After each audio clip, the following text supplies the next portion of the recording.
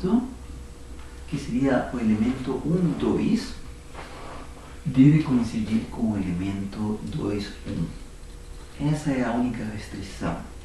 Para os elementos da diagonal, os que estão aqui, para eles acontece que I e J coincidem, né? Este é o elemento A11, este é o elemento A22. E esta condição, se a gente colocar I igual J, simplesmente fica A e I é igual a A e I, é uma identidade. Significa que não há nenhuma restrição para os elementos que se encontram na diagonal. A restrição vem para os elementos que estão fora da diagonal, né? Vejamos como matriz 3 por 3. Por exemplo, aqui menos 2, aqui 5, aqui 4, né? Então, aqui fora, por exemplo, se eu colocar aqui, abramos mais espaço aqui, 4. Por exemplo, se eu colocar aqui o elemento 1, aqui também deve se encontrar 1. Está refletido com respeito à diagonal. Esse elemento está aqui. Se aqui nesta linha eu colocar o elemento 20, do outro lado oposto também tem que estar esse elemento 20. Vou colocar um quadrado com um quadrado. Este seria o elemento 1, 3. Este seria o elemento 3, 1. Devem coincidir. Este elemento 1, 2 e o elemento 2, 1. Né? E coloquemos aqui, por exemplo, menos 6. Aqui também menos 6. Colocamos aqui um triângulo, outro triângulo. Né? Este seria o elemento 2, 3 e o elemento 3, 2, que também devem coincidir. Né? Então, com respeito à diagonal, os elementos, por assim falar, se refletem. Né? Mas não há nenhuma restrição para os elementos que estão na diagonal. Eles podem ser totalmente arbitrários. Estes são um par de exemplos de matrizes que sejam reais e simétricas. Tá?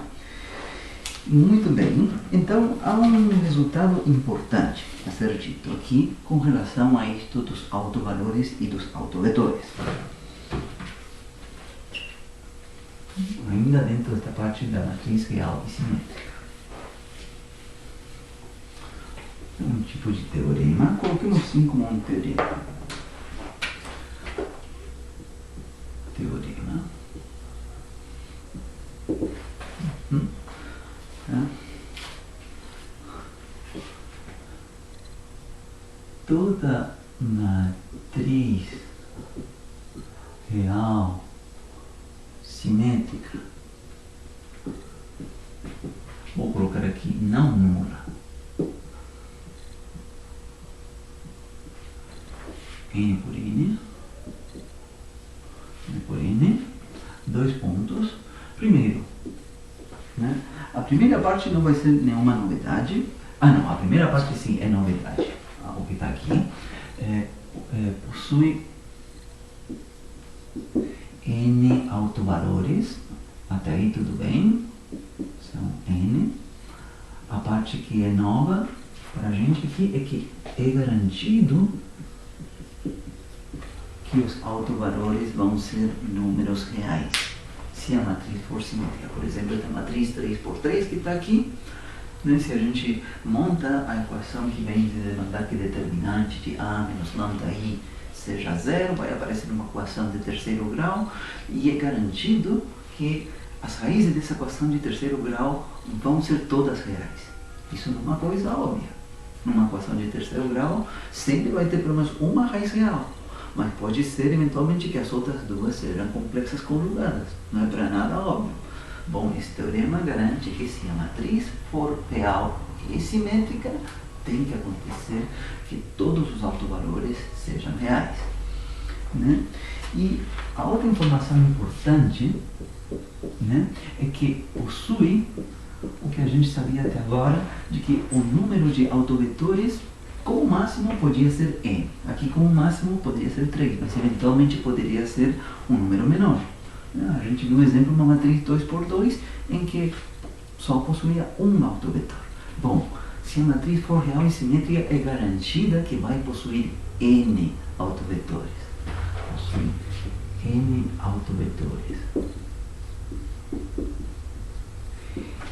Isso aqui, independentemente se algum destes autovalores reais se repita. Tá? Independentemente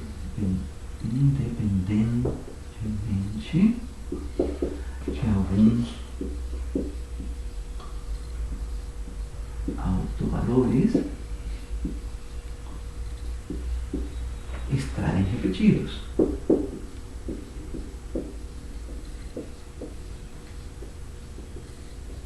Então, essa informação vale ouro para a gente, tá? Na hora de resolver um sistema linear homogêneo de coeficientes constantes, né? Se essa matriz for real e simétrica, já vou comentar isto, isso nos garante que podemos encontrar as N soluções com esse formato daí. Todas. Tá? Então, estas duas informações não são óbvias, nenhuma das duas. Né? Então, um exemplo onde a gente possa ver isto, na verdade, a gente já considerou um exemplo onde possa acontecer isto, que foi o exemplo da matriz 3x3 que acabamos de considerar. Né? Então, vou repetir aqui simplesmente exemplo. Né? Foi esta matriz A, que possuía zeros na diagonal e fora da diagonal possuía uns. Né? E vou copiar de novo a tabelinha resumo dos autovalores e autovetores que a gente encontrou para essa matriz. Autovalores de A e autovetores de A. A gente encontrou que um primeiro autovalor era lambda1 igual a 2, e um primeiro autovetor era b1 igual a 1, 1, 1.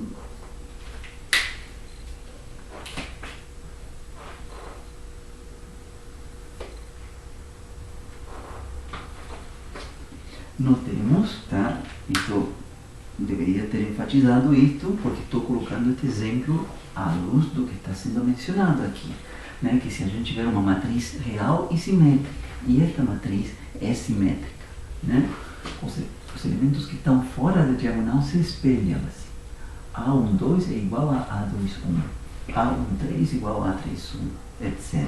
Né? Então, é uma matriz real simétrica. Então, quero ver que o que a gente já obteve está reproduzindo o que está sendo afirmado aqui. Né? A gente encontrou, por meio do cálculo, que um dos autovalores era 2, e esse era o autovetor, tá?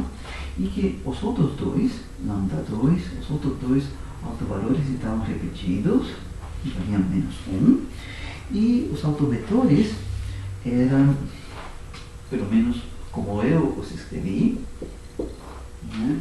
D2 igual 1, 0, menos 1, 1, 0, menos 1, e B3 igual 0, 1, menos 1, 0, 1, menos 1. Então, vejam, diz aqui esse teorema que se a gente se encontrar com uma matriz real e simétrica como essa, né, que os n autovalores, os 3 autovalores, vão ser reais. 2, menos 1, menos 1. Né? Lembram que eu fiz um gráfico de uma curva cúbica? Eu falei que eventualmente, dependendo do que está alto, que está baixo esteja essa curva cúbica, às vezes pode ter 3 raízes, às vezes pode ter somente uma raiz. Né? Quando tem somente uma raiz, né? Eu fiz um gráfico assim. Né? Por exemplo,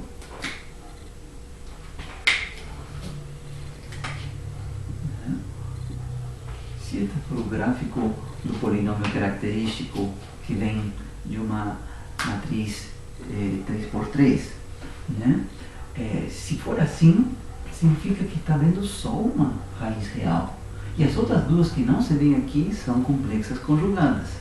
Né? Naquele exemplo em que estavam repetidas, o que acontecia era que era esta situação. Né?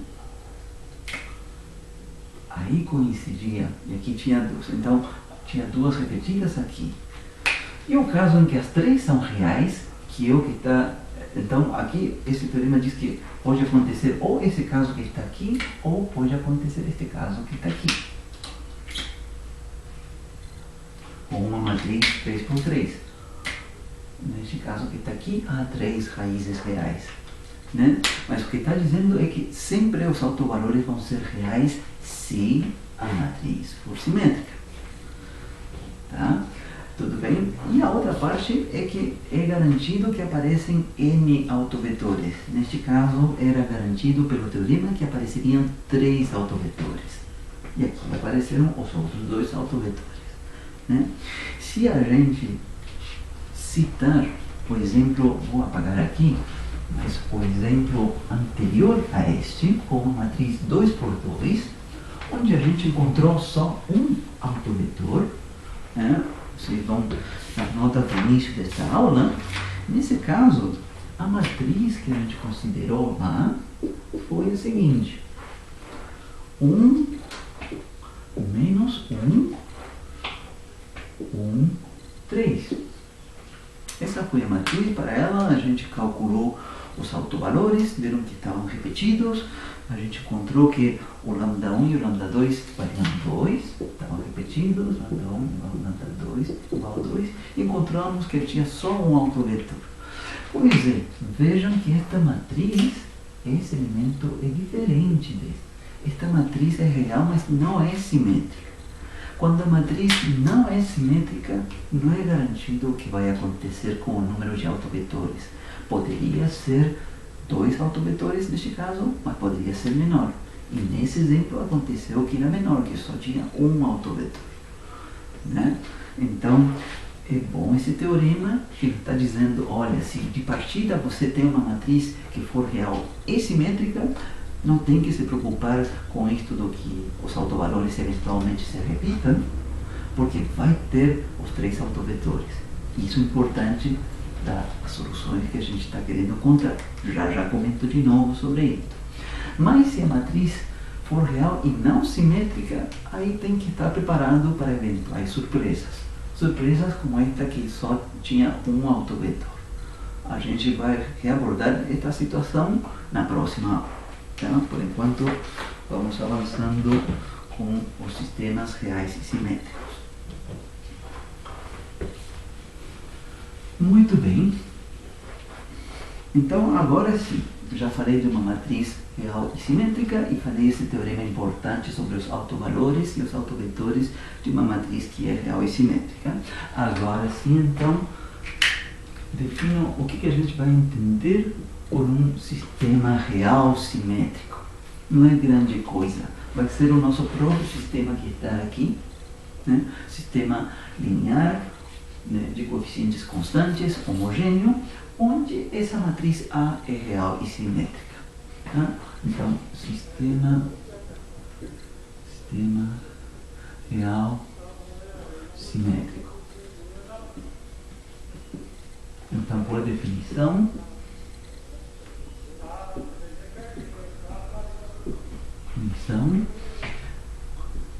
é o sistema de x de t igual a x, né? Onde a matriz A é real e simétrica.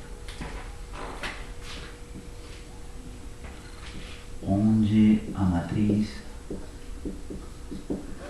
A é real e simétrica.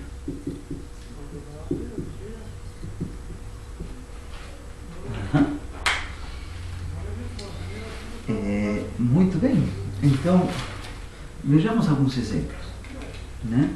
Porque estes sistemas reais e simétricos, digamos, vão ser os amigos, os bons, assim, no sentido de que a gente vai conseguir encontrar todas as soluções desse formato. Argumentemos isso.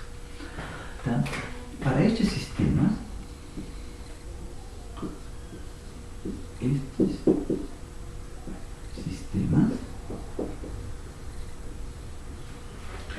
acontece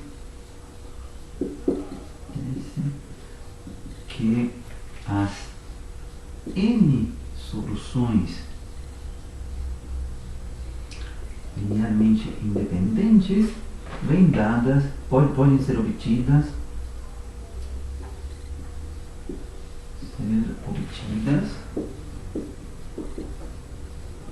como vou ter que citar esse resultado de novo, mas eu preciso de espaço para mostrar esse resultado, tá? Mas vou mencionar este exemplo, sim.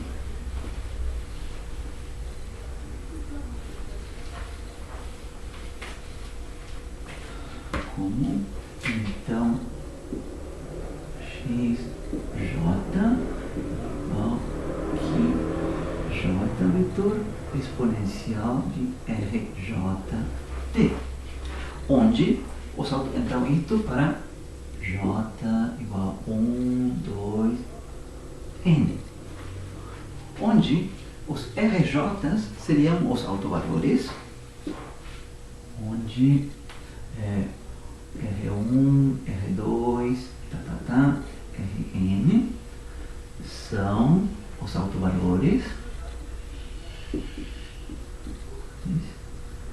de A, e pelo teorema que eu enunciei antes, é garantido que esses N autovalores são números reais, né? Então aqui vão números reais. Pode eventualmente acontecer que algum deles estejam repetidos, mas são números reais, né? E onde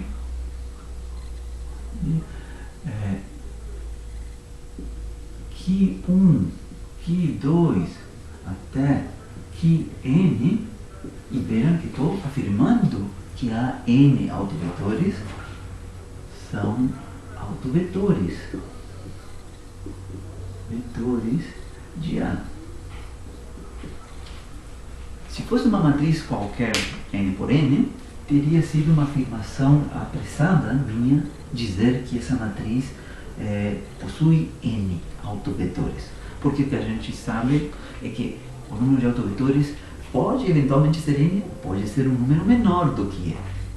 Mas, pelo fato dessa matriz ser real e simétrica, esse teorema que eu escrevi garante que vai ter N autovetores.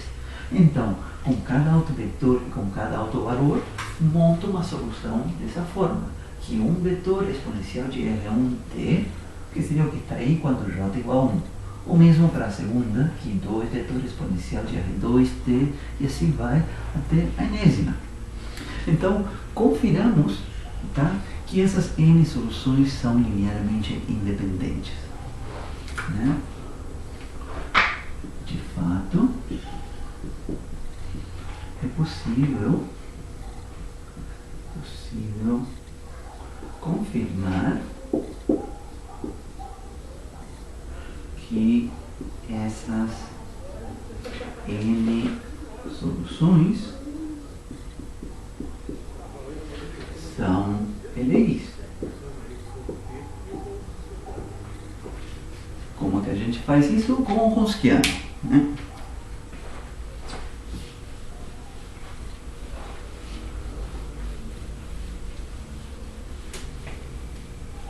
Então, Ronskiano de x1 de t, x2 de t, até xn de t seria igual ao Ronskiano. A primeira solução vai ser Q1 exponencial de R1t, né? Que é a solução daqui, onde estou substituindo o primeiro autovalor R, que seria R1, e o primeiro autovetor Q, que é o que está sendo dito aí, né? Depois também a segunda seria com Q2 exponencial de R2t, e assim vai até chegarmos à enésima, Qn exponencial de Rnt. Então, o que a gente quer obter desse Ronskiano? O que a gente quer obter é que esse Ronskiano é diferente de zero, né? E a gente vai ver que rapidamente que é diferente de zero para todo t. Então aqui eu vou usar uma propriedade que se vê em álgebra, uma propriedade dos determinantes, tá? Porque f Wronskiano, né, a gente sabe que é um determinante, neste caso, de n por n, onde o primeiro vetor coluna é este daqui, a série de componentes, a segunda coluna estaria formada para a segunda solução, colocada verticalmente, até a enésima coluna. É um determinante n por n. Então, na primeira coluna, todo mundo está multiplicado por exponencial de R1t. Né? Apareceria exponencial de R1t, vou assim simbolicamente colocar que apareceriam as n entradas e todas elas estariam multiplicadas por um exponencial de R1t. Apareceriam todas. Na segunda, todas elas, então vou colocar aqui exponencial de R1t só para lembrar que todas estão multiplicadas por exponencial de R1t. Na segunda coluna, todas estão multiplicadas por exponencial de R2t. Assim vai até a enésima coluna, todas estariam multiplicadas por exponencial de Rnt. Então, vou utilizar aqui um resultado de álgebra, que quando se calcula um determinante, se há um fator comum a alguma linha, esse fator pode ser colocado em evidência. Então, neste caso, eu posso colocar esse fator em evidência para a primeira coluna, também para a segunda e para todas, até para a enésima. E o fator comum precisamente é o termo da exponencial. Então, o que apareceria aqui? Apareceria a exponencial de R1t vezes a exponencial de R2t vezes a exponencial de R3t vezes a exponencial de Rnt. Então aqui apareceria R1 mais R2 mais mais Rnt. Todas essas exponenciais podem sair desse determinante e aparecem multiplicadas nesse termo. E o que sobrevive? Né? Sobrevive o determinante, mas com as entradas constantes, sem as exponenciais. Ou seja, vezes o determinante que contém somente aqui que 1, que 2, que 3, até que n. Só entradas constantes aqui. Tá? Então seria, digamos, sem estas exponenciais e aqui as entradas constantes. Tá? Bom, e aqui vem o momento onde eu utilizo o resultado importante, que os autovetores da matriz formam um conjunto linearmente independente. Então, se eu montar esse determinante com as entradas dos autovetores colocadas verticalmente, por exemplo, deve acontecer que esse determinante é diferente de zero. Deve acontecer isso porque, pelo teorema que eu enunciei, que todos os autovetores de uma matriz são linearmente independentes. Tá? Então, essa informação é utilizada aqui. Isto aqui é diferente de zero, pois os autovetores de A são PDIs. Tá? Isso foi um teorema que eu enunciei. A gente não provou isso, mas é um teorema e eu falei para vocês que seria de importância. A importância que está tendo é esse momento em que a gente chega aqui e que a gente vai ter que este Wronskiano aqui, esta parte é diferente de zero e a gente sabe que a exponencial de qualquer coisa é um número positivo. Então, aí está garantido, né, que a resposta do cálculo desse Wronskiano vai dar alguma expressão que é sempre diferente de t, sempre diferente de zero, para todo t. Né? Então, isso implica que o Wronskiano das n soluções, x2 de t, xn de t, vai ser diferente de zero e para todo t real. Então, isso é o que garante que essas n soluções, né, escritas desta forma, nesse formato, são linearmente independentes. Né? Aqui estou provando, então, digamos, que dá para encontrar as N soluções nesse formato, se a matriz A for real e simétrica. Se ela não for real e simétrica, então pelo menos uma das soluções tem esse formato, e aí a gente tem que tomar alguns cuidados, que a gente vai ver na aula que vem. Então vejamos isto com um par de exemplos. Então foi uma boa notícia isto, que podemos encontrar todas as soluções com esse formato. Não vou apagar essa parte daí. Então, exemplo 1.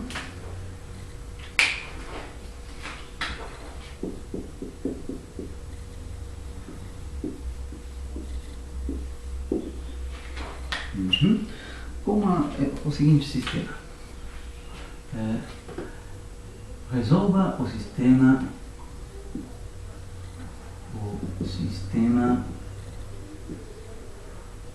de E de x1, x2, pega você com uma matriz 2 por 2, 1 raiz de 3, depois raiz de 3 menos 1,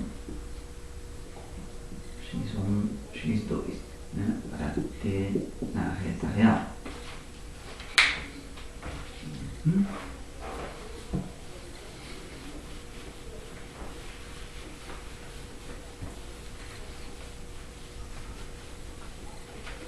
Muito bem, então começamos notando, né, que a matriz 2 por 2 que está aqui é real e simétrica. A gente só vai estar trabalhando com sistemas reais, ou seja, a central da matriz A é real. Tá? Então, notamos aqui, né, que esta componente 1, 2 da matriz é igual à componente 2, 1. Então, uma matriz real e simétrica, portanto, este sistema é um sistema real e simétrico. Trata-se de um sistema real simétrico. Então, já é garantido, pelo resultado que anunciei anteriormente, que vai dar para encontrar as duas soluções linearmente independentes com esse formato. Já é garantido, independentemente de se repetir o autovalor ou não. Tá? Independentemente. Bom, vou apagar aqui. Então, primeiro a gente buscaria os autovalores dessa matriz A.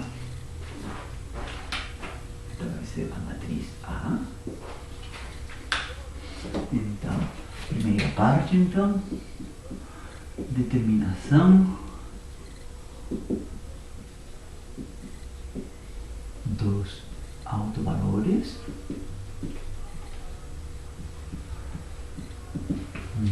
Então a gente sabe que isso vem de demandar que determinante da matriz menos lambda i igual a zero, né? Neste caso seria um determinante matriz 2 por 2 igualado a zero, onde na diagonal vai 1 menos lambda, no último elemento menos 1 menos lambda. E aqui raiz de 3 e raiz de 3. O que a gente sabe do teorema que foi enunciado com anterioridade aqui? A gente sabe que vai aparecer uma equação de segundo grau, mas esse teorema garante, né, que pelo fato desta matriz ser real e simétrica, as raízes desta equação de segundo grau vão ser reais. Não vai ter complexos conjugados. Né? Abrindo aqui.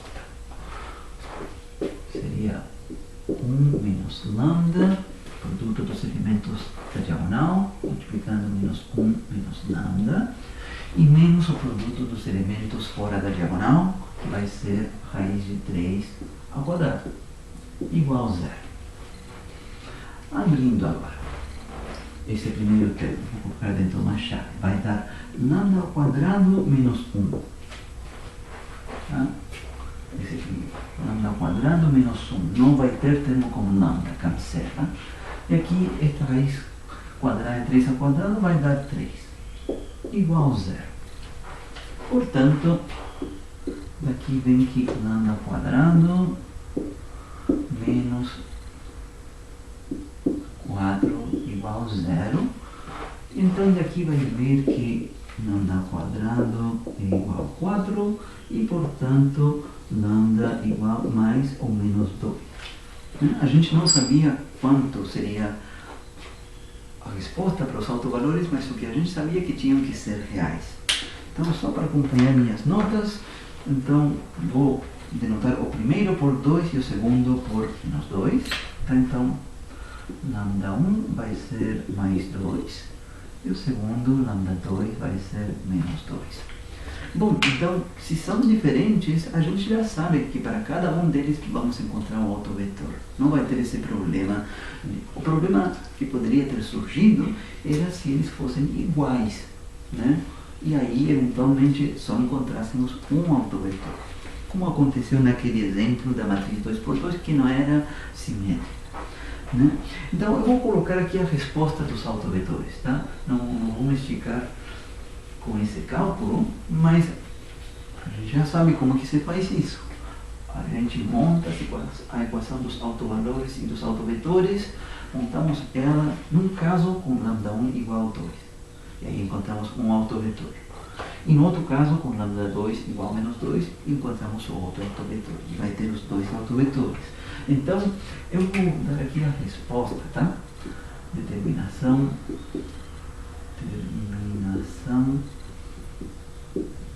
dos autovetores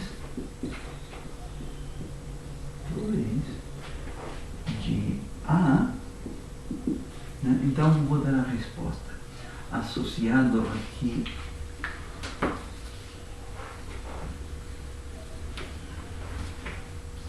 autovetores de A. Então,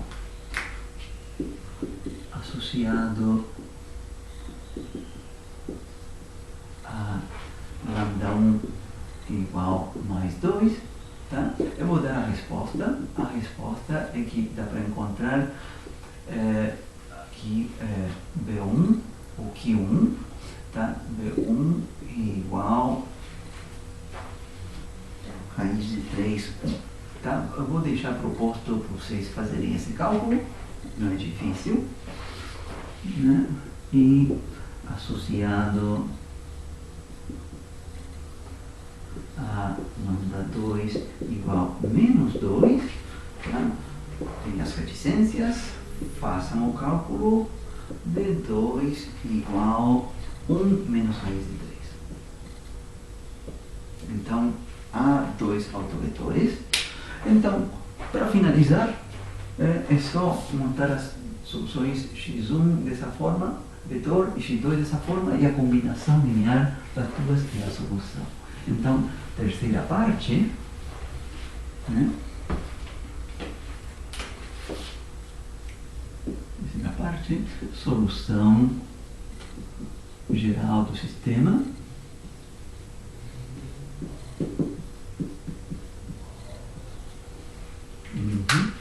Então, podemos já escrever direto, x de t vai ser C1 multiplicando primeira solução, esse é o autovetor, raiz de 3, 1, multiplicando a exponencial de 2t, mais C2, segundo autovetor, 1 menos raiz de 3, multiplicando a exponencial de menos 2t.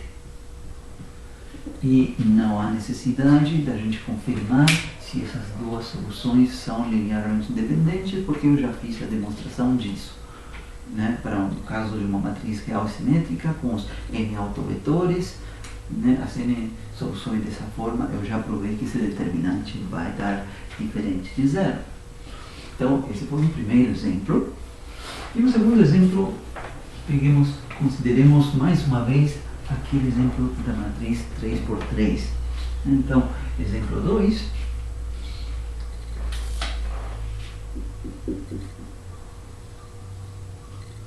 Exemplo 2. Então, resolva o sistema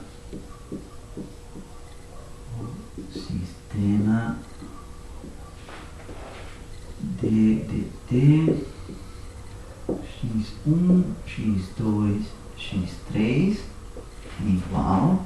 Então aqui vou colocar aquela matriz 3x3 que a gente considerou 0, 1, 1, 1, 0, 1, 1, 1, 0. Aqui x1, x2, x3 para ter real.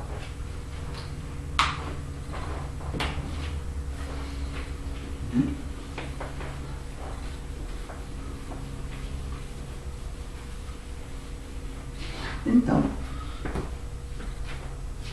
primeiro haveria que determinar os autovalores e os autovetores da matriz, né? Esse seria o procedimento, a parte longa do problema, que a gente teria que fazer todos esses cálculos. Eu já vou colocar, então, qual é a resposta disso, já que a gente já fez isso. Então, solução. Então, vou começar relembrando a tabelinha, resumo com os autovalores e os autovetores dessa matriz A, mas notemos então que esta matriz A é simétrica, né? Portanto, este é um sistema real simétrico. Então, A, matriz real simétrica.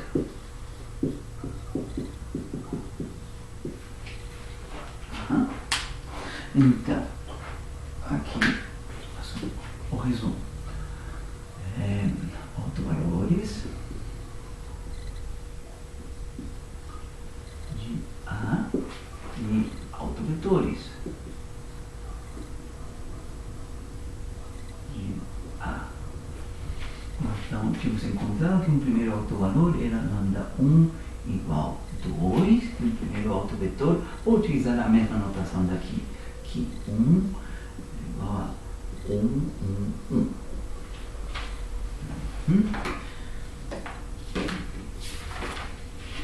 Depois,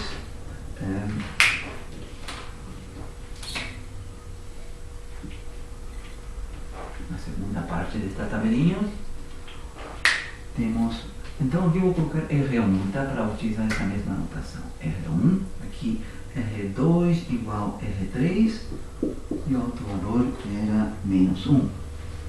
E os autovetores que eu escrevi, aqui 2 igual 1, 0, menos 1, 1, 0, menos 1, e aqui 3 igual 0, 1, menos 1.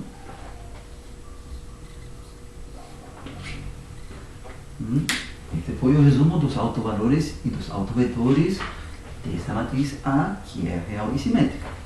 E é garantido, né, pelo que eu apresentei, que dá para construir as três soluções linearmente independentes com esse formato daí. Então já podemos passar direto para a solução geral desse sistema. Solução geral do sistema. Então vai ser x de t vai ser C1. Aqui vai. Primeiro autovetor 1, 1, 1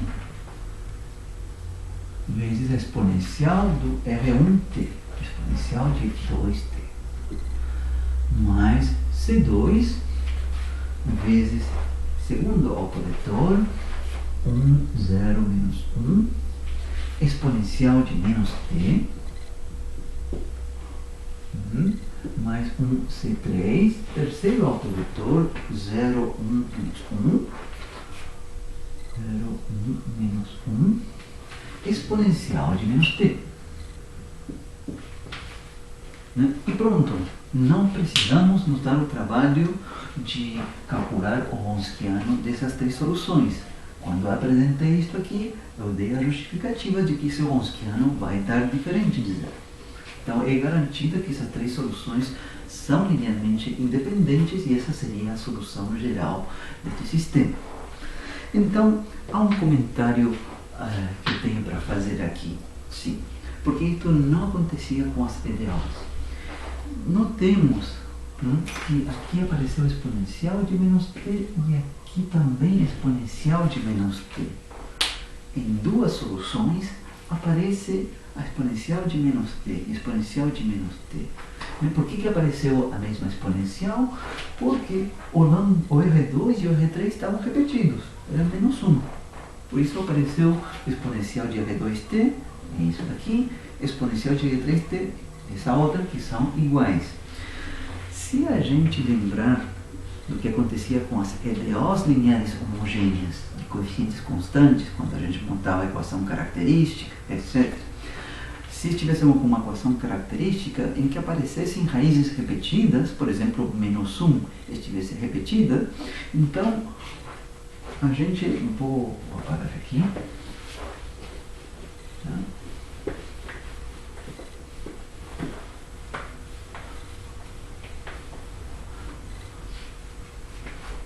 Nesses casos, então, por exemplo, a gente tinha que y de x, tínhamos que uma solução seria exponencial de menos x. Para a segunda solução, a gente não podia colocar de novo exponencial de menos x, porque estaria repetindo a solução. Isto são linearmente dependentes. E o que a gente viu é que a segunda solução linearmente independente era x vezes exponencial de menos x. Quando a gente obtinha na equação característica que as raízes estivessem repetidas. Vejam que neste exemplo não aconteceu isso, não apareceu um t exponencial de menos t. Então, algo parece não estar batendo entre o que está acontecendo aqui e o que acontecia com uma EDO linear homogênea de coeficientes constantes. Pois é, não há nada de errado nem com essa EDO, nem com este sistema. Qual é o detalhe? O detalhe é que a gente está trabalhando aqui com a solução de um sistema de EDOs. Então, quando a gente monta esta solução e esta outra, e a gente quer examinar se são linearmente dependentes ou não, não é suficiente olhar para a função exponencial que está ali. A gente tem que olhar tudo. A solução é a exponencial multiplicando um vetor e esta outra exponencial multiplicando este outro vetor. Então, não é difícil provar de que, apesar de ter o mesmo fator que a exponencial de menos t, esses dois vetores aqui são linearmente independentes. Pode ser que tenham esse fator em comum, mas esse vetor daqui, 1, 0, menos 1, e este 0, 1, menos 1, são linearmente independentes. Então, a solução x2 de t e esta solução x3 de t são linearmente independentes, apesar de haver o mesmo valor do R.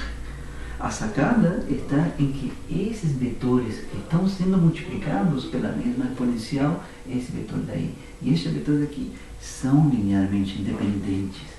Eu apaguei aqui, mas este era o segundo autovetor e este era o terceiro autovetor. E é garantido que os autovetores de uma matriz são linearmente independentes. Então, a gente está vendo que essa parte-chave está aparecendo aqui.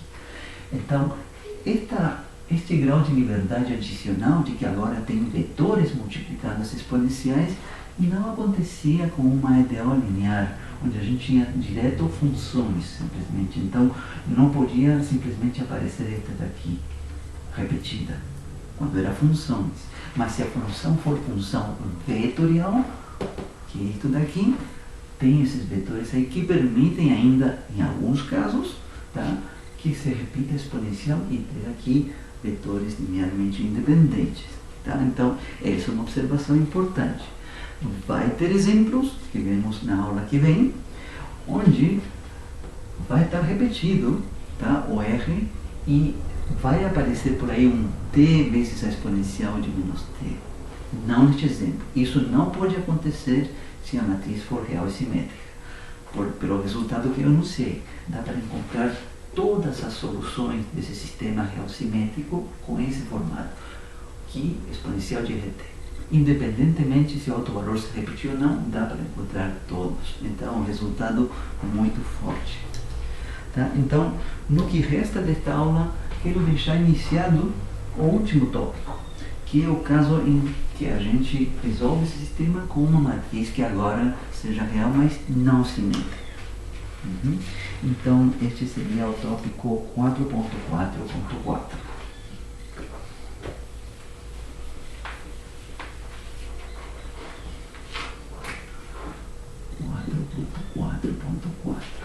Sistemas reais não simétricos.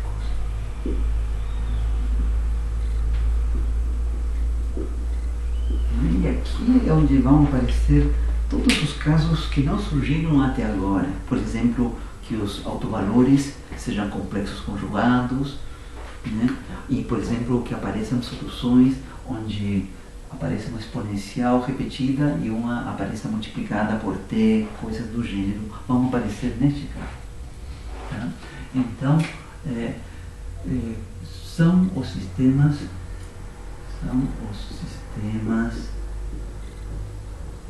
de x de t igual matriz a x, né, para t na reta real, onde a matriz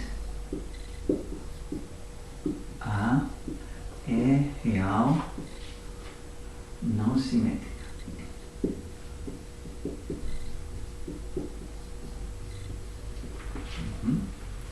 Então,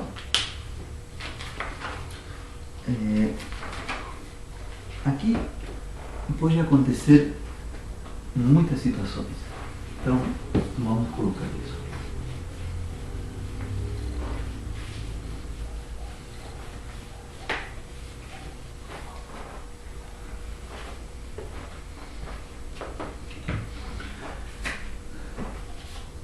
Neste caso, em que a matriz A é real, mas não simétrica, pode acontecer as seguintes possibilidades. Podem acontecer as seguintes possibilidades.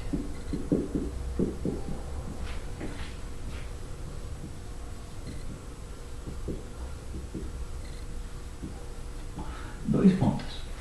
Primeiro, né, apesar da matriz não ser simétrica, que pode acontecer que todos os autovalores dela, os n autovalores, sejam diferentes. Os n autovalores de A são reais e diferentes.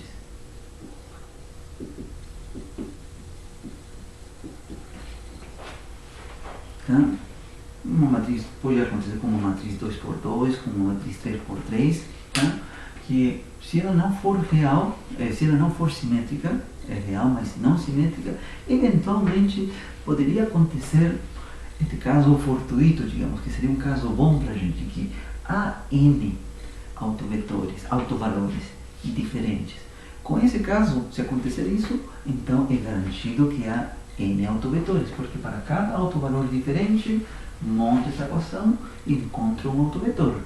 E é garantido, por teorema da álgebra linear, que os autovetores que eu for encontrar para cada um desses autovalores vão ser linearmente independentes.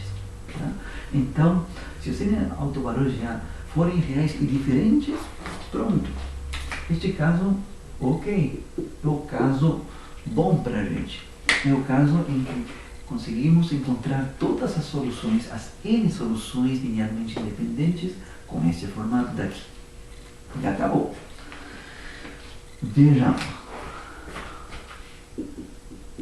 Agora começam a aparecer as sutilezas. Os n autovalores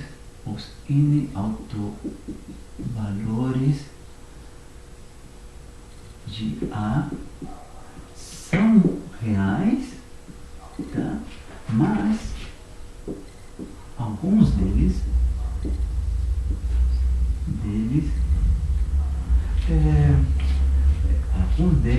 estão repetidos.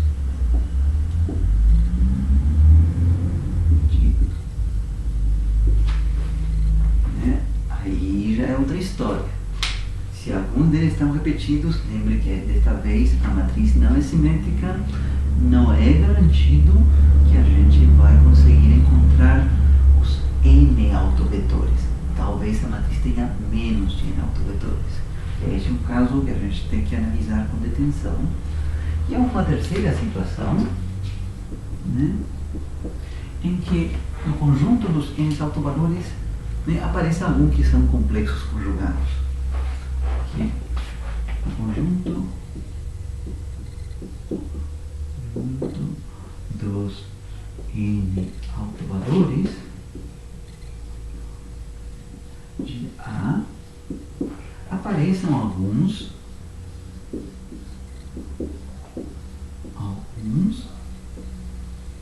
que sejam alguns em pares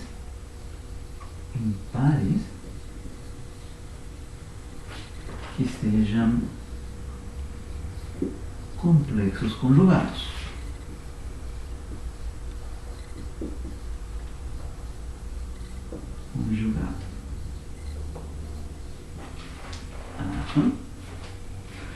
Essas são todas as situações que podem acontecer. Tá? Então, esse primeiro caso em que tem n autovalores todos diferentes, pronto, se resolve dessa forma. Dá para encontrar as n soluções, dá para encontrar n autovetores e as n soluções de forma desse jeito. Pronto, estes aqui, por exemplo, este vamos deixar para o último lugar, na próxima aula, em que possam aparecer alguns autovalores repetidos, e agora a matriz não é simétrica, tá? E eu vou começar analisando esse daqui, em que aparecem pares de autovalores complexos conjugados, tá? Então, vou iniciar a próxima aula com isso e vou finalizar com este caso daqui. Tá? A próxima seria a nossa última aula.